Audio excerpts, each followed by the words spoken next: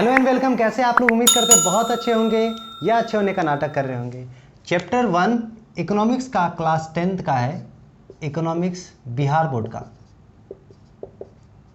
इससे पहले इसका 2 लेक्चर हो चुका था, ये लेक्चर नंबर 3 है। आशा करते हैं आपने दोनों लेक्चर को देख लिया होगा।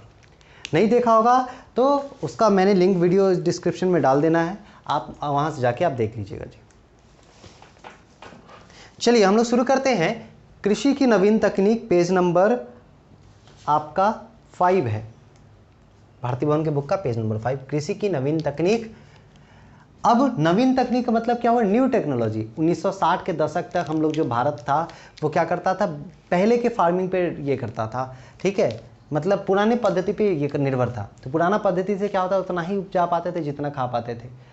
तो इससे क्या हुआ कि हम लोग ज़्यादा चीज़ों को इंपोर्ट कराते हैं। किसी वर्ष अगर सिंचाई अच्छे ढंग से नहीं हो पाई, बारिश पे बेसिकली हम लोग डिपेंड रहते थे, क्रॉप फेलियर हो जाता था, तो हमारा कंडीशन ख़राब हो जाता था। बाद में 1967 के बाद अधिक उपज देने वाले कार्यक्रम का ये किया गया। तो ये कैसे किया गया? तो हमें गहन कृषि, आपको बताया था मैंने गहन कृषि क्या होती थी। गहन कृषि वैसा कृषि का ये है जिसमें आपके पास लैंड जो है फिक्स है, उस लैंड को आप बढ़ा नहीं सकते हैं, है ना। लैंड आपके पास फिक्स है, उस लैंड को बढ़ा नहीं सकते हैं। तो लैंड फिक्स है तो उस लैंड को बढ़ा नहीं सकते, तो क्या है, एक तरीका है आपको अगर पैदावार बनाना है तो बहुफसल कृषि, मतलब मल्टीपल क्रॉपिंग। जैसे अभी गेहूं लगा दिए, फिर कुछ दिन बाद चावल लगा दिए, फिर दलहन लगा दिए, तो ये बहुफसल कृषि हो गया, एक ही जमीन से ज़्यादा पैदावार बढ़ा रहे हैं। दूसरा क्या तरीका है कि नया मेथड, नवीन व आधुनिक पद्धति यूज करके आप पैदावार को बढ़ाएं। मान लीजिए गेहूं ही है तो गेहूं का जहां 10 किलो हो रहा था अब 20 किलो कर दे, एक क्विंटल हो रहा था 5 क्विंटल कर दे। तो कैसे कर सकते हैं? नवीन एवं आधुनिक पद्धति का यूज करके। तो नवीन आधुनिक पद्धति में क्या आ सकता है कि एक कार्यक्रम चलाया गया था जिसका नाम क्या था, अधिक उपज देने वाला कार्यक्रम, HYVP, high yield variety program, ठीक है ना। ये आपसे एग्जाम में पूछता है इसका फुल फॉर्म क्या है, तो आपको लिखना होगा हाई इल्ड वैरायटी प्रोग्राम। कब चला गया? तो 1966 से 1967 के समय में, ठीक है। और ये उसी समय हरित क्रांति का भी बात करता है। हरित क्रांति मतलब ग्रीन रेवोल्यूशन, ज़्यादा से ज़्यादा पैदावार को हम कैसे बढ़ाएं। तो क्या केवल हम अच्छा बीज को यूज करके हम बना सकते हैं क्या? नहीं ना, साथ में हमें उचित सिंचाई की व्यवस्था करनी होगी। सिंचाई मतलब क्या? पानी की व्यवस्था। साथ में सिंचाई कर दिया तो क्या कीड़ा मकोड़ा नहीं आता है, तो कीटनाशक का प्रयोग करना है। केवल कीटनाशक के साथ फिर आपको खाद का प्रयोग करना होगा, ठीक है, खाद का प्रयोग। इन सब प्रयोग से आप क्या कर सकते हैं? पैदावार को बढ़ा सकते हैं। क्लियर है? अब जो पहली बार ये हाई यील्ड वैरायटी प्रोग्राम के तहत जो पहली बार जो उस बीज का यूज किया था वो कौन सा एरिया था? वो पंजाब था, हरियाणा था और वेस्ट यूपी। वेस्ट यूपी क्यों? क्योंकि ये पंजाब से हरियाणा से ही सटा हुआ इलाका है। जैसे ये भारत है तो पंजाब हरियाणा यहाँ है, इसी तरफ क्या है, वेस्ट ये यूपी है ये, ठीक है, यहाँ बिहार। तो ये वेस्ट यूपी का इलाका, इस वाला इलाका जो इधर सटा हुआ है, ये इलाका यूज किया था। और क्या यूज किया था? आप जितना भी मशीन है, थ्रेशर हो गया, कल्टीवेटर हो गया, हार्वेस्टर हो गया, वो सारे व्यवस्था उस समय किया था ताकि पैदावार को बढ़ा सके, ठीक है। अब आते हैं मोरिस साहब। मोरिस साहब बोले कि पैदावार बढ़ा तो वो देश विकसित है कि नहीं है, ये केवल पैदावार पे निर्भर नहीं कर सकता। आप ज़्यादा उपज दे रहे हैं, आप पैदावार बढ़ा लिए तो इसका मतलब ये नहीं कि विकसित देश है। आपको साथ साथ इन 3 बिंदुओं को, जीवन प्रत्याशा, शिशु मृत्यु दर, मौलिक साक्षरता। जीवन प्रत्याशा मतलब लाइफ एक्सपेक्टेंसी, ठीक है, लाइफ एक्सपेक्टेंसी। शिशु मृत्यु दर मतलब इन्फेंट मोर्टालिटी रेट, और ये लिटरेसी रेट। ये क्या है? इन चीज को समझिए, ये क्या है? जो जीवन प्रत्याशा दर है, जब बच्चा जन्म लेता है उस समय डिसाइड किया जाता है कि बच्चा कितने दिन तक जिएगा, वो कहलाता है जीवन प्रत्याशा दर। मतलब किसी भी व्यक्ति का अधिकतम उम्र कितना होगा वो कहलाता है, मतलब कितना लाइफ स्पैन होगा, कितना लंबा लाइफ स्पैन होगा। लाइफ स्पैन के बारे में जब बात करते हैं तो वो कहता है जीवन प्रत्याशा दर, ठीक है, जीवन प्रत्याशा। शिशु मृत्यु दर क्या है? प्रति हजार 1 वर्ष से कम बच्चों की मृत्यु हो। मेरा हिंदी थोड़ा सा कमज़ोर है, आप थोड़ा सा मैनेज कर लीजिएगा जी। बच्चों की मृत्यु कहलाती है, मतलब प्रत्येक 1000 में 1 वर्ष से कम बच्चों की जो मृत्यु हुआ, मान लीजिए 1000 बच्चा जन्म लिया, ठीक है, 1000 बच्चा जन्म लिया, इसमें से 7 बच्चा का डेथ हो गया, कब? 1 वर्ष से कम में, तो ये क्या हो जाएगा? 7 बच्चा का डेथ, यही कहलाएगा शिशु मृत्यु दर। प्रति 1000 में बच्चों, 1 वर्ष से कम बच्चों की मृत्यु की, ये कहलाता है। अब मौलिक साक्षरता मतलब लिटरेसी रेट क्या होता है? 7 वर्ष से अधिक लिखने पढ़ने में सक्षम हो, उसे हम कहते हैं लिटरेसी रेट, ठीक है ना। तो ये तीनों फैक्टर पे आप किसी देश का, मान लीजिए आपके यहाँ पैदावार बहुत हो रहा है और आपके यहाँ लोग 45 साल में मर जा रहे हैं, ठीक है, आपके यहाँ बच्चा 1000 बच्चा जन्म ले रहा है, 300 बच्चा मर जा रहा है। साक्षरता दर क्या है? तो साक्षरता दर मान लीजिए 20% है, तो क्या विकसित है? क्या विकसित है? क्या नहीं ना। तो ये सब फैक्टर पे किन्होंने बोला? मोरिस ने बोला। आपसे क्वेश्चन पूछ सकता है ये तीनों कॉन्सेप्ट पे किसका योगदान था? तो मोरिस का योगदान था। उसके बाद आपके सामने चार्ट है, देखिएगा, आपके सामने चार्ट दिख रहा है। ये चार्ट के तहत क्या है? प्रति व्यक्ति सकल राष्ट्रीय आपको दे रहा है डॉलर, अमेरिकी डॉलर के हिसाब से, श्रीलंका का, भारत का, म्यांमार का, पाकिस्तान का, ठीक है। उसके बाद जन्म के समय संभावित आयु, जन्म के समय संभावित आयु जो डिसाइड करते हैं, जिसको जीवन प्रत्याशा बोलते हैं, अलग अलग देशों का दे रहा है, जिसे भारत का 66.4, श्रीलंका का 74.3, पाकिस्तान का 4.5, आपके भारत से ज़्यादा है, बांग्लादेश का भी ज़्यादा है, तो पड़ोसी मुल्कों का आपसे ज़्यादा है, म्यांमार छोड़कर बाकी सभी देखा।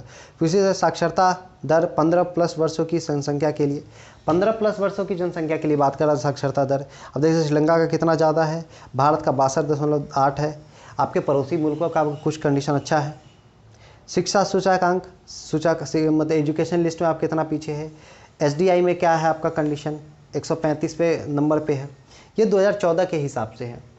तो आपको एक और टर्म आ गया HDI, है ना, HDI, ह्यूमन डेवलपमेंट इंडेक्स, मानव विकास सूचकांक, मतलब ह्यूमन का कितना डेवलपमेंट है। सोच लीजिए 2014 के हिसाब से 135वां स्थान है, ठीक है। क्या कहता है ये कि किसी भी देश का, और ये मान लीजिए आपसे क्वेश्चन पूछेगा कि मानव विकास सूचकांक कौन जारी करता है? UNDP। UNDP मतलब यूनाइटेड नेशन डेवलपमेंट प्रोग्राम के तहत ये जारी होता है, ठीक है ना। मानव विकास प्रतिवेदन, है ना, UNDP जारी करता है, ठीक है। UNDP जारी करता है क्या?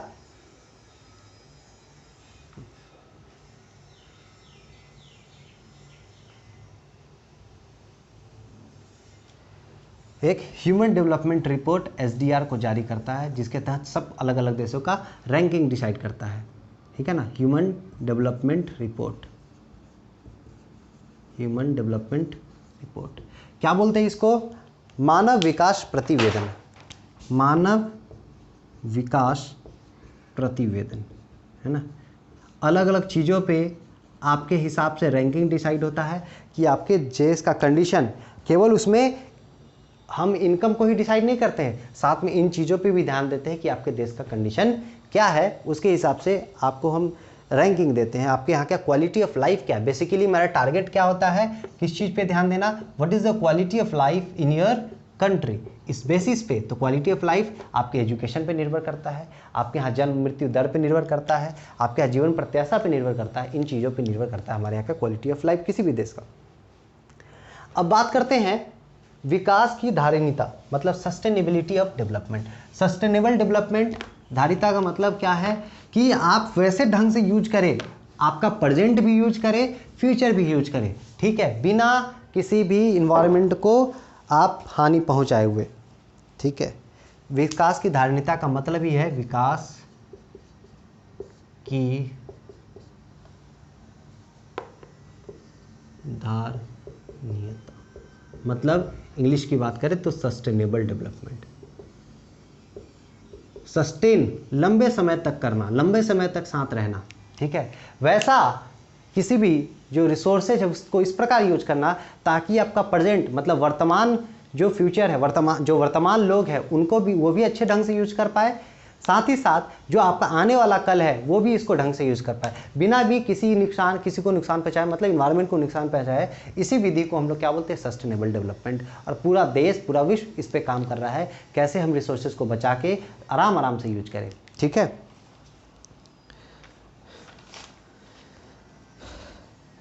उसके बाद अतिरिक्त कृषि उत्पाद का विक्रय, मतलब आपके पास खाने के लिए होगा तभी तो आप बेचिएगा, है ना। आपके पास खाने के लिए होगा तभी तो आप बेचिएगा।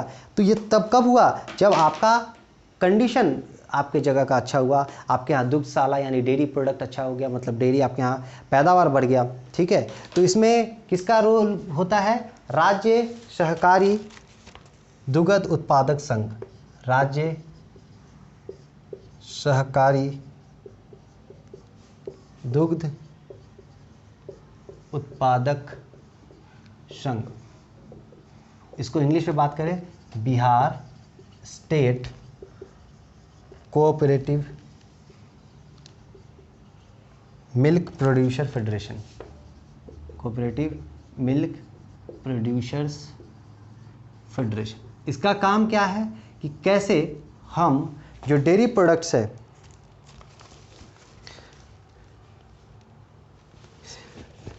मतलब आपके यहाँ दूध हुआ है ना, अलग अलग गांव में देखिएगा, जो गांव से जुड़े हुए हैं, आपके यहाँ क्या होता है कि एक अलग अलग छोटा छोटा एक दूध का केंद्र बनाया जाता है। आप जाइए, आपके यहाँ दूध हुआ 1 लीटर 2 लीटर हुआ, इस केंद्र पे जाके अपना दूध को बेचाइए और यहाँ से ये प्लांट में जाता है, ठीक है। तो ये बिहार स्टेट यानी राज्य सहकारी दूध उत्पादक संघ क्या किया कि अलग अलग क्षेत्रों में, जैसे मोतीपुर में एक दुग्ध संग्रह केंद्र केंद्र की स्थापना है, उद्योग को बहुत अधिक प्रोत्साहन मिला। अब रामपुर में गाँव के कई निवासी ने रूप में अपना लिया।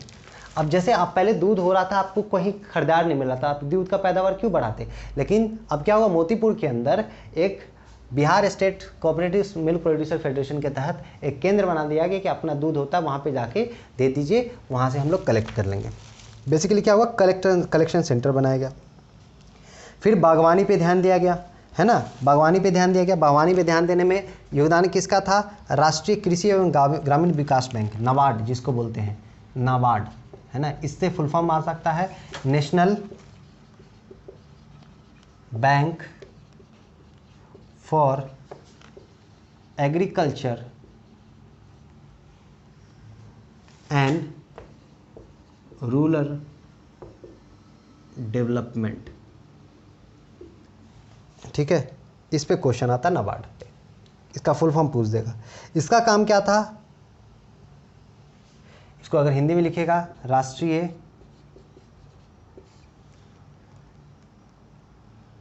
कृषि एवं ग्रामीण विकास बैंक। इसका क्या था कि लोन प्रोवाइड करना, सस्ते दरों पे एग्रीकल्चर के लिए लोन प्रोवाइड करना।